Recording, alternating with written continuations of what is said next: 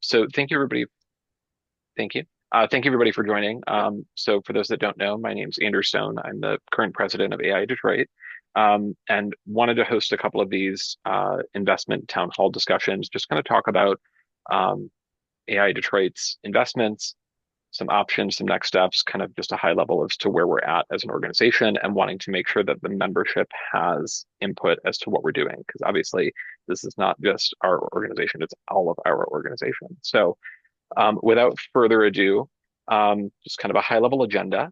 Um, we'll go through kind of an introduction of what our investment fund was created for, some of the history of it, the recent financial performance, um, some of the policy requirements surrounding it, and next steps associated with that, some use cases that the board had previously proposed, um, some member brainstorming, and finally, we'll include kind of in there too some feedback that we got as a part of the in-person town hall that was hosted about a month ago, maybe a month and a half. Um, the investment fund was created back in 2002 with a relatively small amount of money and has grown through the management of the board and Morgan Stanley to over $600,000. So that value fluctuates, based on the market and everything, but it's a fairly substantial fund at this point. And the overall goal was to use these funds for members of AI Detroit. So ultimately giving back to the membership in some way. So the kind of some of the initial kind of ideas when the fund was created, supporting AI Detroit members, bringing new members to the Detroit region, supporting programs related to the practice of architecture, and topics in alignment with the strategic plan. Um, so kind of keep some of that in mind as we go through some of this discussion. And feel free to throw kind of questions or comments in the chat as they pop up. We'll take a look at that as we go through. So financial performance, this was as of, I'm sorry, I don't have the date on here, but I believe this was the financial performance as of the date of our in-person town hall. So we were just shy of $600,000 at that moment. But again, these values kind of fluctuate over time. But you can see, I actually think it a little blurry, but zooms in a bit on this chart. You can see the overall account value shown in that red line, how that's continued to grow, and then our contributions or withdrawals over the last handful of years since this account was created. So typically we'll pull from the account a nominal amount for our spending policy that gives the board the ability to use some of the funds for regularly occurring programs. We'll get into that in a moment. But you can see the fund has grown exponentially and continues to do so. So felt that this would be a good time to check in with the membership and see what kind of options made sense. Um, so kind of a general high level idea from the board is that we would like to maintain at least 50% of the investment fund intact to provide operational reserves and future growth of the fund. That way we can maintain that for future generations as well. Um, this, continues to grow over time, as you saw in the past graphs. So whatever use case we end up kind of coming together as an overall membership, um, want to make sure that we, maintain a portion of the funds for future use as well, so that we were not um, depleting all of that. Some of the uh, legal-ish side of things based on our policy requirements and our bylaws. So the investment policy requirements at the conclusion of every budget year, we review the value of the portfolio and utilize a trailing 3-year average of that value. 5% of that is then made available at the discretion of the board of directors to fund ongoing operations. So that's some of those other withdrawals that you had seen in that chart previously. And those are typically used for committee work, special projects, normal AI Detroit operations, depending on how the rest of the year went, all the things that support, member services through the organization. Major withdrawals can be done up to 20% if we need to. We have not done that in recent history. But any amount in excess of 20% requires a membership vote. And so that's part of why we're having this discussion. So we want to make sure that one, that anything that we're pulling is kind of in alignment with the membership and with the goals of what everybody has for this organization, and that we're in alignment with our bylaws associated with it. So in the event description and in some of the discussions, you'll hear us mention a member vote that will take place most likely as a part of a annual meeting for AIA Detroit, and we'll talk about some of that, as we continue to go through this discussion. Those vote requirements, kind of exactly what I just talked about. So we're not, not doing anything without a member vote, basically. High level, some of the use cases that the current board had started to brainstorm earlier this year. So we have a handful of scholarships that we offer now through MAF. Endowment of those scholarships, which are targeted for underrepresented groups within kind of the architecture and design umbrella. So endowing those scholarships would allow those to be funded in perpetuity through MAF. An additional option, funding an additional staff position for a limited window that focuses on fundraising and sponsorship, which would give AI Detroit kind of additional revenue streams and continue to offer member services kind of as an added value to members behind the scenes a bit. Lauren and Patty this is one they're intimately familiar with. AI Detroit has a handful of records from back when we were at the Beaubien House years ago. So digitizing those records is another option that was discussed. Developing programs that support mid-career professionals. So there's a handful of sample programs that have been developed by other AIA chapters that we can look at as a basis, but obviously any of those require some sort of support from, in the form of finances. So looking at ways that we can support mid-career professionals. Currently we have, the Emerging Professionals Committee, which kind of focuses on that early career. Late stage career professionals, there's a lot of resources as well. That mid-career, we find that there's a gap, and that's been observed kind of throughout a handful of AIA chapters as well. Establishing an annual scholarship fund to support member attendance at AIA conferences and affiliated conferences. So this would include things like Conference on Architecture, Women's Leadership Summit, NOMA National Conference, et cetera. We'd have to figure out what some of the details look like in there. And then ARE study materials for member use, which would kind of relate to that early career support as well. And then updates and or a complete overhaul of the AI Detroit website. So it's been, over 10 years since the last website update. That would give us the opportunity to kind of redesign and do kind of an overall overhaul of the whole thing, kind of update it, provide additional resources. One item I do want to note, because there has been some comments in the past, AI Detroit's website is separate from AI Michigan. AI Michigan, I believe, is looking at discussions about updating their website as well. But that's separate from this discussion. So high level, some of the feedback that we received during the in-person town hall, looking at having some sort of presence within the city, a physical presence in the city. So AI Detroit currently has office space in the Tech Town building in Midtown, but it's not really kind of a public presence per se. So looking at some sort of presence, kind of left that open-ended at the end of that discussion. An AI Detroit Clubhouse, a year of reserves in the investment policy, which is kind of that 50% that we talked about. Staff focused on relationship building, conference attendance, which we included, focus on the emerging professionals pipeline. So this would be a little bit more focused, I think, on some of the early career pipeline opportunities, including member recruitment, kind of that item just below that. Committee investment, so ways in which we can continue to support various committees through AI Detroit. We've got a handful of them. They do amazing programs, but obviously with continued growth comes additional funding requirements. And then partnering with allied organizations and support. So ways in which we can better be partners throughout kind of the overall AEC industry.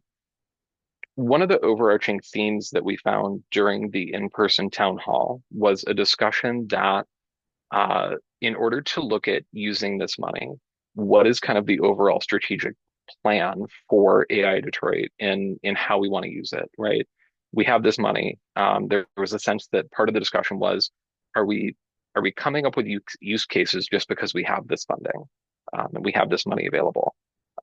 So what I anticipate we'll do, as we continue moving forward, and we can talk about next steps later in this discussion as well, um, is maybe not having a member vote on an actual use for these funds this year, but looking at setting that up for um, uh, additional member engagement throughout the next handful of months and possibly going into 2027 as well, to discuss ways in which we can better gauge members' interest and develop more of a strategic plan in conjunction with the AI Detroit membership to determine things that would be most beneficial for using this.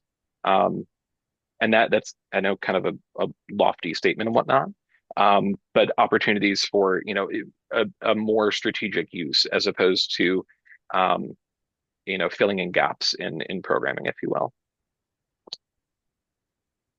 Um, we have a question in the chat. So the Center for Architecture is still a thing. It was part of the investment discussions in the past. That's effectively what some of the presence downtown discussion is some sort of opportunity for a physical presence. Um, and whether or not that, what that looked like, what the operational goals were, what organizations were a part of that, et cetera. Control of You know, hacking too, then something's really sick. so what I'm going to do is jump over to um, Mentimeter feedback. So this has the previous feedback that we had received during the in-person discussion. Um, but if anybody wants to jump in here and feel free to scan the QR code and throw in your thoughts. We'll also put anything that's in the chat or anything that's brought up through the discussion today. We'll put that in here just for record, and then we'll send out kind of notes to the membership as a part of one of our newsletters that provides high level feedback as to where we're at and next steps. But wanted to open it up to this whole group for discussion. So feel free to, if you want to speak verbally, raise your hand, just that way we're a little bit organized and just not everybody speaking at once. Or throw it in the chat, or feel free to scan and add it to the Mentimeter to provide some feedback as to what you think would be an interesting way, or a meaningful way to utilize some of our AI Detroit investments to better support membership. Patty. Hi, Andrew. I appreciate the conversation on this topic and was part of the board many years ago in which we discussed a lot of these ideas at that point. I feel like that as this fund was funded through member dollars, it represents an effectively an excess, meaning we're not turning around the value to our members. And so I've always felt like that the highest priority for this should be that it's used to drive member engagement and programs. And I actually really like the idea of an additional staff member, but in this case, it would maybe be one who was actually focused on that specific topic. Because I think when we ask members like how they might want to use things, the problem is we actually are drawing from a very small number of members for those ideas and opinions. And what we really want to do is expand the number of members who are participating, but they're not even part of the conversation yet. So how can we instigate in a proactive way some programming to really bring more members into participation so that members see and feel like that their dues dollars are going to work for them? Yeah, I think that's incredible feedback. And that's one of the things that we were kind of thinking through too, is somebody who's focused a little bit more on kind of an event piece of it and member engagement. And I think that, ways in which we can get more engagement out of the members, I completely on board with that. Um, yeah, it's a lofty topic, I think, and it's a difficult one to answer of how do you get more people involved. But I think having this group here, having this discussion is a great first step at that. Andrew, you guys have been more involved recently than I have, but is from going to the national conferences and things, Are Center for Architecture still a thing where across other chapters that are getting used widely, or has that changed since COVID? Um, because there was obviously pretty robust discussion around it, like you were talking about before, and Patty sort of leaning into it as well. There was lots of focus on it before, but maybe you could speak to that. Yeah, I'll invite Lauren to kind of weigh in on this too, but um, from what I've observed, less discussion about the creation of new centers for architecture, and it's mostly been focused on more major big sib chapters that tend to have those centers for architecture. So Chicago, New York, et cetera. But Lauren, feel free to weigh in. I know you're a little bit more intimately familiar with that topic. Yeah, so there were quite a few centers for architecture that closed over the pandemic, and with the exception of Kansas City being closest as far as the number of members that we have as a chapter, the other chapters are thousands of members stronger than us, and the I think the one fear regarding a center for architecture in Detroit is what would it how would we use it, the logistics of who runs it. Um, so it's where could we afford it? Because what we currently have in our investment portfolio is nowhere near what we would need to maintain such a level of activity. Because the other chapters who still have centers for architecture, they've got in a different 501(c)(3) that runs it. It's a store, it organizes tours, it does all sorts of things that we currently do not have the funds for. Right, and it's a chicken and egg thing. Like finding somebody who's running it can create that investment and dollars in the door to pay for some of that stuff as well. And that was a big part of the discussions in the past. But I think there's some roots of it in some of the stuff you guys are talking about here. Um, but maybe it's just a different way of looking at it. What I told some of the attendees at the in-person town hall, and Sam, you can definitely be a part of this, is to create a working group to figure out some of the logistics of that. If we need like a capital campaign, if we, because right now it's a bunch of really great big ideas and they're wonderful. But how do we actually go about making those happen? And do we actually put money from our investment portfolio into such a campaign? Yeah. Patty, you've got your hand up again. I'm sorry. Yeah, I don't mean No, to you're hog. I good. promise I won't be doing this a lot. I did want to obviously point out that any center for architecture would require like a minimum of 2 times to 10 or more times the value of the current fund. So that would only be a seed.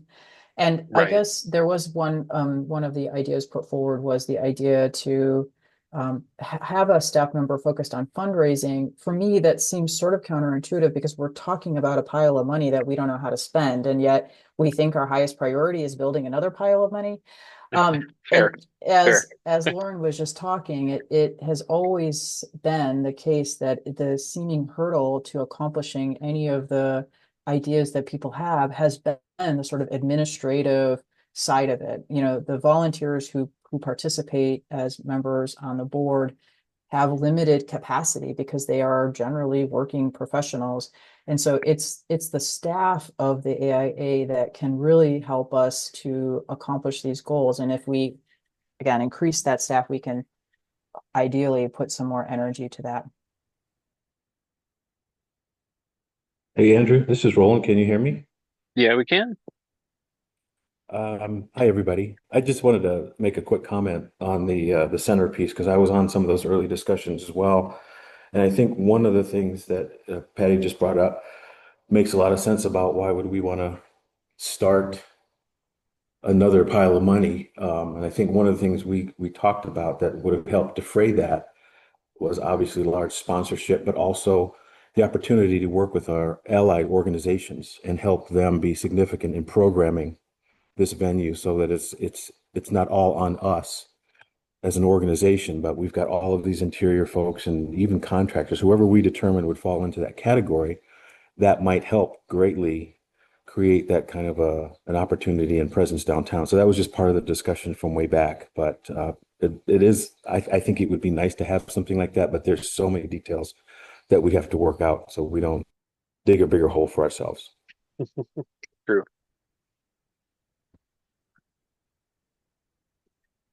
We did have a couple additional pieces that popped into the Mentimeter as well. So marketing for the profession. So I think curious to learn a little bit more about this one. So I don't know if whoever put that in wants to kind of speak up, but I kind of see that in two different ways. One, marketing the profession towards those who may enter the profession as students, and marketing for the profession as to advocating for the importance of architects. So curious about kind of those two and which one that was intended for, or if it was a different interpretation there. Um, It was me. That was me. And okay, fair. it was the second one, Andrew, right? So Okay, marketing the profession to, non-architects and non-engineers, the importance of it all, and what it does for you and the value that it adds to life, the environment, et cetera, et cetera, et cetera. cool. No, understood. I appreciate the additional clarification. Um, and then additional social and educational events to bring members together. Completely agree. I think that kind of Yeah. ties with the member engagement piece, a Oh, lot of the yes. work of our committees, and how we can continue to kind of build on that. So um, again, if there's anything additional with that one that anybody wants to bring up, feel free to weigh in on that too. But Yeah, that was me as well. And yeah, I don't know, nothing that is new to anyone here, but when I started to, participate and engage and, contribute, it just, all that energy came back to me, like 5 to 10 times, tenfold, I suppose, right? And how do you, I don't know, prime the pump there with those things? But I think things like more social mixers, happy hours, um, that's a great thing to do with any excess monies that we have, kind of bring people together like that. Danielle O'Neill wrote in chat that she would suggest the money to be used for a strategic plan with a consultant to be going through the process of the plan. And one of the desired outcomes of the plan could be what to actually this extra money should be used for. Um, I would think that kind of spoke to some of the information that we received from members at the in-person town hall, which was what is AI Detroit's vision right. um, for this account, and not just, as Andrew said, we have money and we want to spend it. Yeah. No, exactly. And yeah, I think that's a great suggestion, Danielle. And that's kind of where my head was starting to go after the in-person discussion too, of how do we get more member engagement through a strategic planning process, both, kind of with the board, with broader membership, kind of really looking at things comprehensively, with one of the goals being what is the long term for what this investment fund is used for. Because obviously it's grown to the point where it is a rainy day fund, to maintain operations for a period of time, but we're beyond that now, right? So what does that look like, and how do we kind of hone that back in on, um, how does it go back to the members? I appreciate that feedback.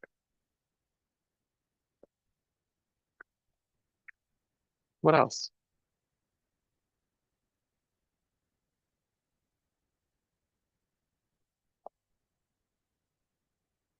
I'll wait a couple more seconds to see if anybody has anything. I guess, I Uh, mean, I think, yeah, hi, at least to start Andy Studio. I do think that strategic planning seems like a really good idea, right? So that we make sure that we're not just making decisions based on the people that are here right now and our personal goals, right? right. Like, I think a center for architecture should be good, or would be good, but is that the right use of the money sort of for us and for the future? Mhm. But I think I'm really thinking about the future, right? And in the work that I do as a small business owner and uplifting other small business owners and young architects, right? I think that really emphasizing scholarships and sort of like reducing barriers to entry for those at the beginnings of their career feels very, very important, and something that the AIA could certainly help with. Whereas like those of us who are more mid-career and established in the profession have, you know, sort of our own resources at our disposal. No, completely agree, and thank you for sharing that. Yeah, I think that kind of ties in with the one that just popped into the onto the screen too about funding kind of conference attendance, opportunities to drive engagement, enthusiasm, and kind of reducing some of those barriers. So I think that, business support, resources for people who want to start their own studios, et cetera. I think there's so many opportunities for what that could look like, and I think all kind of wrapped up in the idea of strategic planning kind of approach to formalize some of that. I completely agree. Thank you. And then, yeah, Lauren, I see that you responded to the question in the chat about if we've been taking max draws. Um, Correct, we have not. Typically, only taking that 3%. I'm sorry, 5% of the trailing 3-year average is typically the most that we've been taking. We have not been taking the max 20% allowed by the investment policy.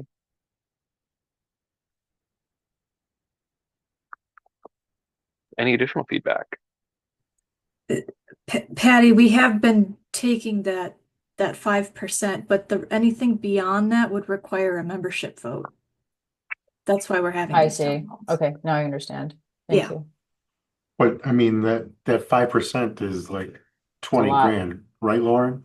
It's about 20 to 23 grand, depending on the portfolio where it is at that time. And have you guys been taking the 20 grand?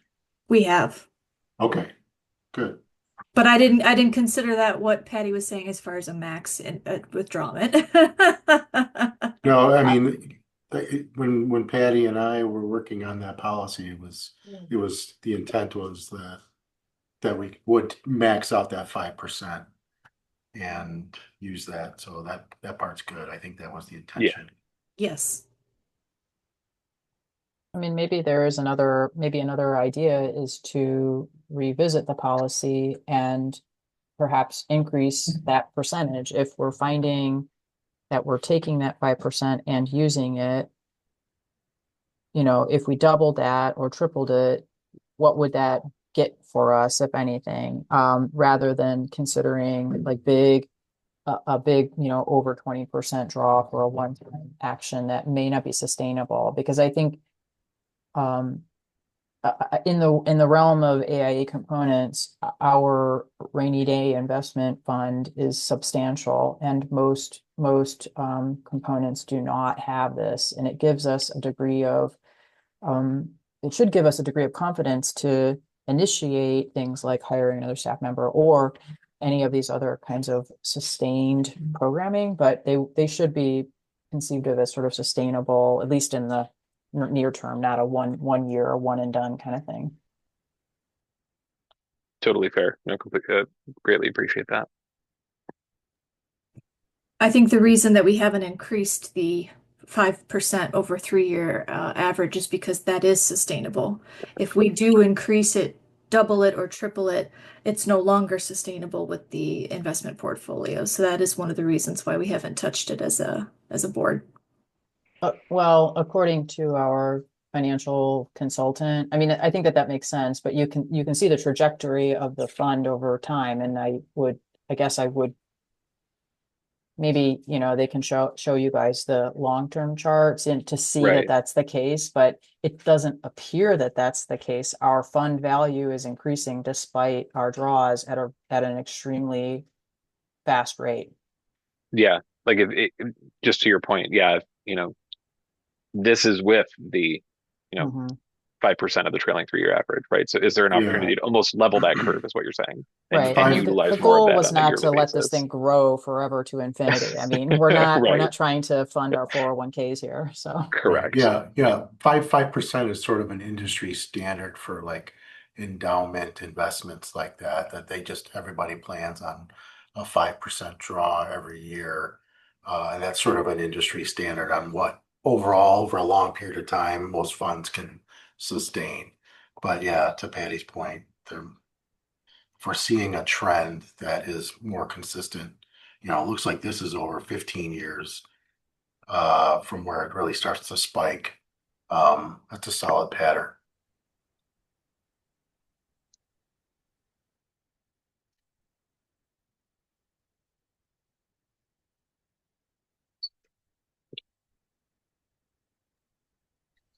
If we Okay. were to pursue the strategic plan, which I think is probably the best idea here, right? To have a sort of a formalize your vision for the future. Mhm. What would that look like?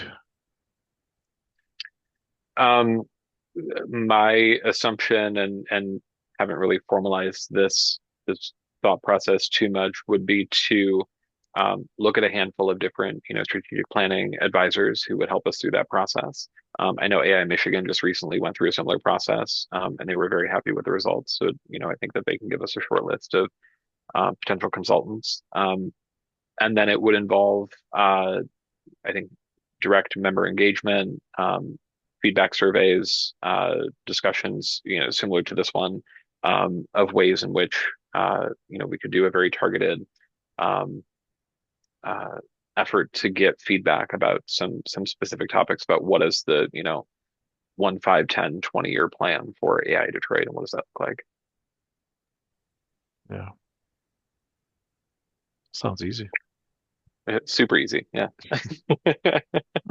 Andrew Patty asked if you can go back to the slide regarding the board's thought of using 50% of the investment fund and provide more info.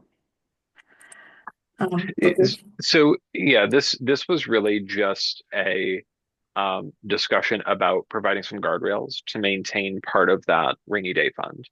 So if we were to do a lump sum, we wanted to provide a guardrail where we're not completely uh, pulling out so much of that fund that it uh, prohibits additional growth and prohibits future boards from being able to do anything.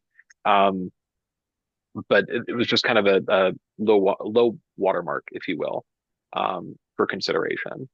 Um, but that's obviously up for discussion as well. Annual operating budget is like what, 300 grand? Roughly, yeah. So effectively maintaining 1 year.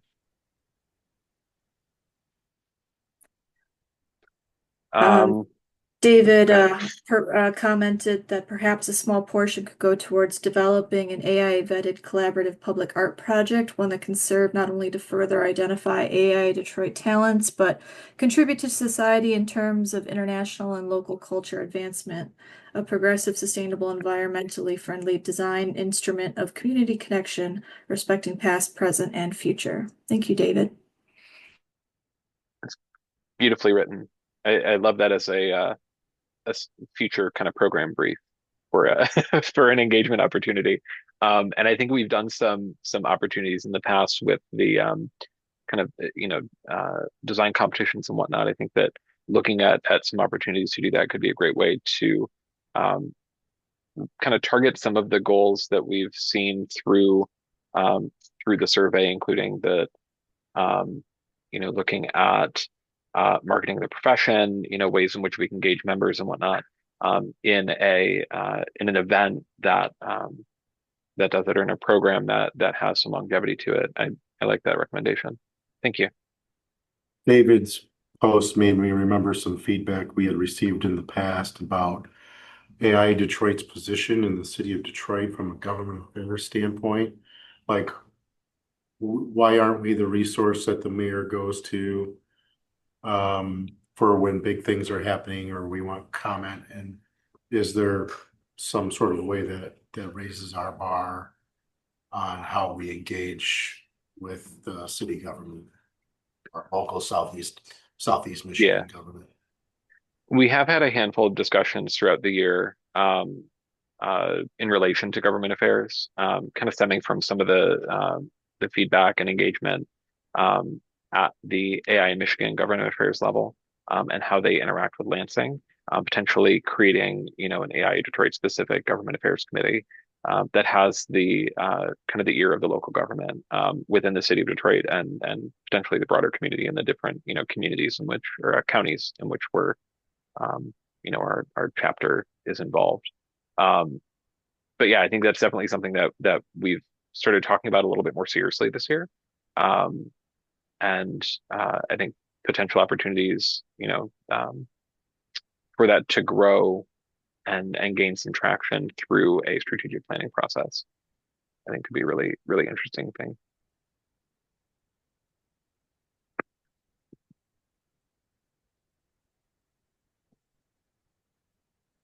Any additional feedback?